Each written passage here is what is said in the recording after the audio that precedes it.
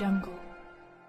अध्यक्ष महोदय, सांगली जिल्ह्याला कृष्णा नदीचा पुराचा फटका सन 2005 साली 2019 आणि 21 अशा अनेक या वर्षांमध्ये सोसावं लागला। पुरामुळे हजारो कोटींचं नुकसान, शेतकऱ्यांचं, रस्त्यांचं, सार्वजनिक बांधकाम विभागाचं नुकसान, या ठिकाणी शासकीय मालमत्तेचं आणि व्यक्तिगत मालमत्तेचं मोठ्या प्रमाणात नुकसान झालेलं आहे। अध्यक्ष महोदय, सांगली शहरामध्ये जो कृष्णा नदी कट जो परिसर आहे ते सांगलीच्या या सातत्याने एका विषयावर आम्ही इथे आमच्या भावना व्यक्त करत आहे आणि तो म्हणजे सांगलीचा शेरी नाल्याचा प्रश्न। आणि सांगलीच्या शेरी नाल्याच्या प्रश्नाबाबतीत आज या ठिकाणी सातत्याने आम्ही भावना मांडत आहोत की या सांगलीच्या शेरी नाल्याचा प्रश्न न मिटल्यामुळे त्याची आज जे कामं चालू आहेत ते अजूनही अर्धवट आहेत।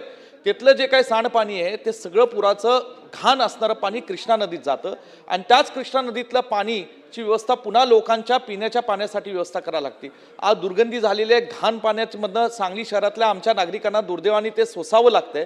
अध्यक्ष महोदय, किती वर्षानुवर्ष चालले, पंप बसवले जातात पण पुढचा टप्पा केला जात नाही। काही पंप चालू असतात, काही पंप बंद असतात। जे शेरी नाल्यासाठी बजेटची तरतूद केली जाते पुन्हा त्यातले पैसे दुर्दैवाने वळवले जातात।